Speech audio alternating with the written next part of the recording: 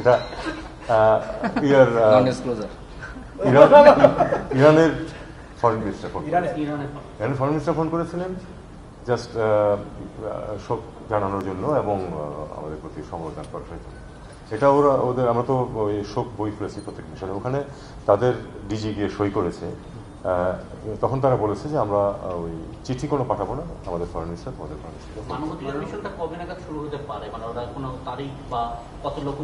আমরা সই করেছি। এখন কতটুকু তাড়াতাড়ি হয় এটা আমি ঠিক জানি না, খুব তাড়াতাড়ি হওয়া সম্ভব।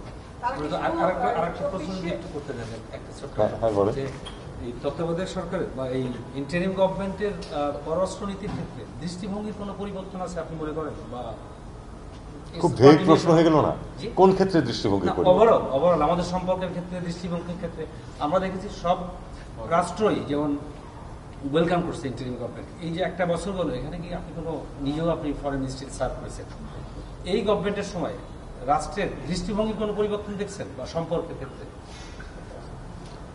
তারপরে প্রশ্নটা একটু ভেগই রয়ে গেছে, তবু আমি যেটুকু সম্ভব থিওরিটিক্যাল উত্তর দিই সেটা হলো যে আমরা তো সবার সাথেই ভালো সম্পর্ক রাখার চেষ্টা করছি। কারোর সাথে কোনো আপ্তবাক্যে না গিয়েও আমি বলতে চাই যেটা, সেটা হলো যে আমরা কারোর সাথে কিন্তু এমন কিছু করছি না যাতে সম্পর্ক খারাপ হতে পারে। আমরা প্রত্যেকের সাথে এই সম্পর্ক ভালো করার চেষ্টা করছি, স্বাভাবিক রাখার চেষ্টা করছি, এবং কারো উপরে যে খুব বেশি অতিরিক্ত নির্ভরশীল আমরা হচ্ছি সেটাও না। আমাদের স্বার্থ দেখছি আমরা। যদি ভারতের সাথে বলি, ভারতের সাথে সম্পর্কের ক্ষেত্রে তো আমি বলেছি যে আমাদের লক্ষ্য হচ্ছে ভালো সম্পর্ক বজায় রাখা, তবে পারস্পরিক শ্রদ্ধার এবং সম্মানের। এক বছর তো হয়ে গেছে, ওই কথাটা নিয়েই বলছি। এখনো ভারতের ভিসা খুললো না, অন্য অনেক দেশেও বন্ধ। আপনি বলেন যে এটা আসলে আমাদের দিক থেকে আমরা অনেক সময় ভুল তথ্য দিয়ে আমাদের সমস্যা আছে। সমস্যা তো আগেও ছিল, কিন্তু এখন যা পরিস্থিতি ভিসা দেওয়ার ক্ষেত্রে আপনার কি মনে হয় কিনা যে পররাষ্ট্র মন্ত্রণালয় থেকে আসলে কোনো একটা উদ্যোগ নেওয়া দরকার? আমি আপনার সাথে এই প্রসঙ্গে আমি বরং বলবো যে এটা আমাদেরকে ঘর গোছাতে হবে। পররাষ্ট্র মন্ত্রণালয় হলো সেলস এজেন্সি। আপনি যা তৈরি করবেন আমি সেটাই বিক্রি করতে পারবো, আপনি যেটা তৈরি করবেন সেটা বিক্রি করা যাবে। আর যেটা বলছেন যে এটা তো আগেও ছিল, এখন কিন্তু এই স্ক্রুটিনি অনেক সহজ হয়ে গেছে আগের তুলনায়। আপনি একটা যদি ফেক ডকুমেন্ট দেন, ভুল পাসপোর্ট দেন, 20 বছর আগে এটা নিয়ে সমস্যা হতো না তেমন। যে কোনো মুহূর্তে একটা পাসপোর্ট, একজনের 5টা পাসপোর্ট ইস্যু হয়েছে এরকম উদাহরণ আছে, কিন্তু সেগুলি এখন অনেক কঠিন হয়ে গেছে। কাজেই ফেক ডকুমেন্টস একটা অন্যতম প্রধান সমস্যা আমাদের। এটা এখনও আগের মতো চালানোর চেষ্টা হচ্ছে অনেক ক্ষেত্রে, কিন্তু এটা সহজেই কিন্তু ধরা পড়ে, যে কারণে এই পরিস্থিতিটার সৃষ্টি হয়েছে।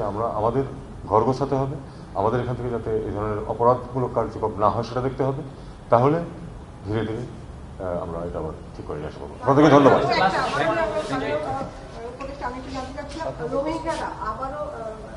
আগে যখন এসেছিল 2017 তখন তারপর একটা চেষ্টা ছিল, আবার সাম্প্রতিক সময়ে সেই চেষ্টাটা বাংলাদেশের পাসপোর্ট নেওয়ার একটা চেষ্টা করছে।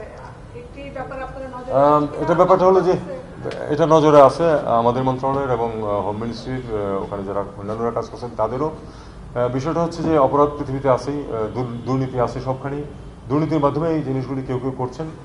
আগের চেয়ে একটু কঠিন হয়েছে, কারণ আপনার পাসপোর্ট পাওয়া, যে ডকুমেন্টস লাগে সেগুলি ক্ষেত্রে বিশেষ ফোর্জিং হচ্ছে না আমি বলছি না, হচ্ছে, কিন্তু এটা মোটামুটি নিয়ন্ত্রণে রাখা গেছে। আগে অনেক বেশি পাসপোর্ট ইস্যু হয়েছিল।